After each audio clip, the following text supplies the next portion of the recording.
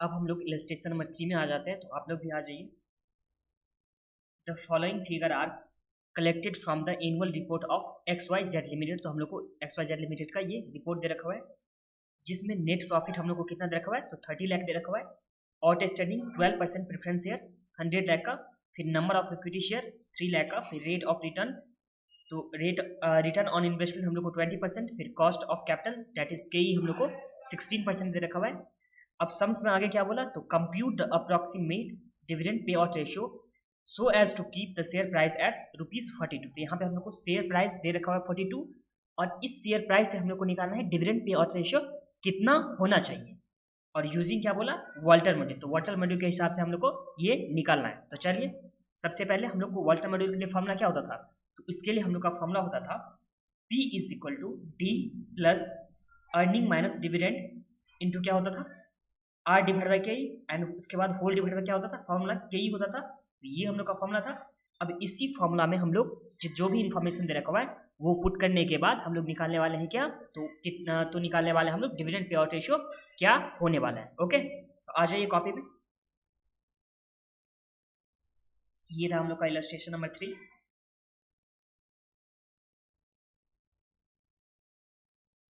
अब इसमें सबसे पहले सम्स में क्या दे रखा हुआ है, तो सबसे पहले हम लोग को सम्स में दे रखा हुआ है नेट प्रॉफिट। नेट प्रॉफिट कितना दे रखा है सम्स में, तो नेट प्रॉफिट हम लोग को दे रखा है 30 लाख। ये हम लोग के पास रहा 30 लाख। यहाँ तो कुछ प्रॉब्लम नहीं है आप लोग को। माइनस नेट प्रॉफिट तो हो गया, उसके बाद प्रेफरेंस शेयर भी तो यहाँ पे है, जो आउटस्टैंडिंग है, आउटस्टैंडिंग 12% प्रेफरेंस शेयर, वो कितने का है, तो 100 लाख का है।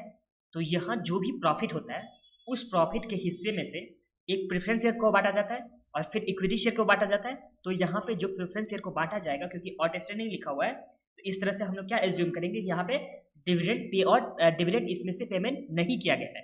तो चलिए हम लोग डिविडेंड देते हैं किसको, प्रेफरेंस शेयर वाले को। तो माइनस प्रेफरेंस डिविडेंड, ये कितना अमाउंट हो जाएगा प्रेफरेंस डिविडेंड, तो देखिए शेयर आउटस्टैंडिंग था 100 लाख का, और इसका रेट कितना दे रखा है प्रेफरेंस शेयर का, तो 12%। इस तरह से 100 इंटू 12%, तो 100 लाख का 12% कितना आता है, तो 100 इंटू 12%, ये हम लोग का आ गया 12 लाख। ये हम लोग का माइनस होने वाला है 12 lakh.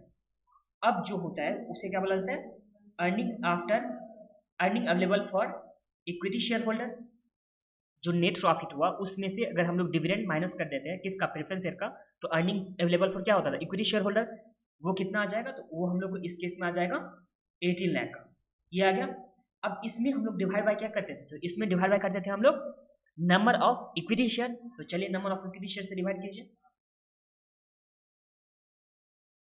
Number of equity share कितना दे रखा है सम्स में, तो नंबर ऑफ इक्विटी शेयर हम लोग को सम्स में कितना दे रखा है, 3 लाख का दे रखा हुआ है। 3 लाख से हम लोग डिवाइड करने वाले हैं। इस तरह से अर्निंग पर शेयर कितना आ गया सम्स में, तो ₹6 हम लोग का ₹6 क्या आ गया, तो ₹6 हम लोग का इस केस में अर्निंग पर शेयर आ गया। यहाँ तो कुछ प्रॉब्लम नहीं है, अर्निंग पर शेयर हम लोग का ₹6 आ गया। अब सम्स में अर्निंग पर शेयर मालूम है, उसके बाद जो शेयर का प्राइस होने वाला है वो भी हम लोग को पता है, उससे हम लोग को निकालना है डिविडेंड पे आउट रेशियो कितना होने वाला है वॉल्टर मॉड्यूल के हिसाब से। तो देखिए वॉल्टर मॉड्यूल में हम लोग का फॉर्मूला क्या था, सबसे पहले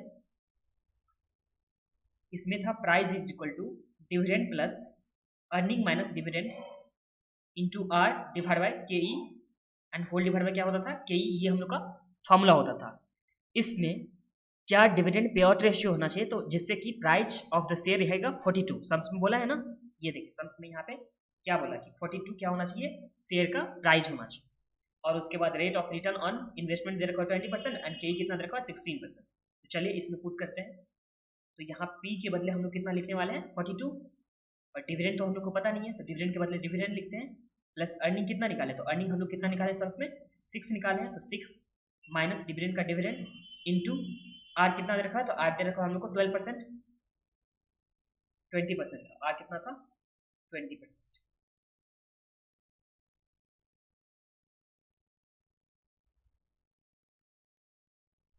डिवाइड बाय KE कितना दे रखा, तो KE हम लोग को 16%,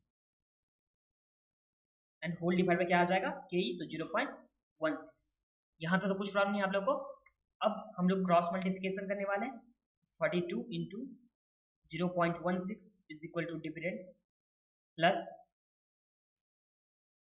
6 माइनस डिविडेंड इनटू, इसे सॉल्व करेंगे तो 0.2 डिवाइड बाय 0.16, तो ये हम लोग का कितना आ गया 1.25 और 42 इंटू 0.16, ये कितना आता है 6.72 is equal to dividend plus 6 into 0.12, 6 into 1.25, तो ये आ गया 7.5 माइनस 1.25 डिविडेंड, ये आ गया।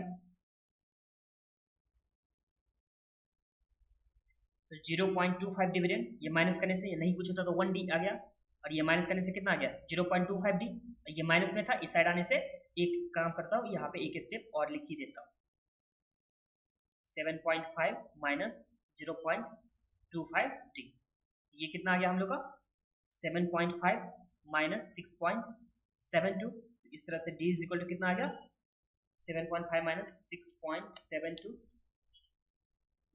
0.78 डिवाइड बाय 0.25, तो 3.12 हम लोग का क्या आ गया, तो 3.12 इस तरह से हम लोग का डिविडेंड आ गया। अब ध्यान दीजिए यहाँ पे सम्स में हम लोग को डिविडेंड अभी कितना निकाले 3.12 निकाले, और सम्स में अर्निंग पर शेयर कितना हम लोग निकाले थे, तो अर्निंग पर शेयर निकाले थे 6 रुपीज 6 निकाले थे। इस तरह से हम लोग को डिविडेंड भी पता है, अर्निंग पर शेयर भी पता है, तो इस तरह से हम लोग क्या निकाल सकते हैं, तो यहाँ पे डिविडेंड पे आउट रेशियो निकाल सकते हैं। इसके लिए अगर आप लोग फॉर्मूला भी लिखना चाहोगे तो डिविडेंड पे आउट रेशियो के लिए फॉर्मूला होता है dividend per share divide by earning per share into 100।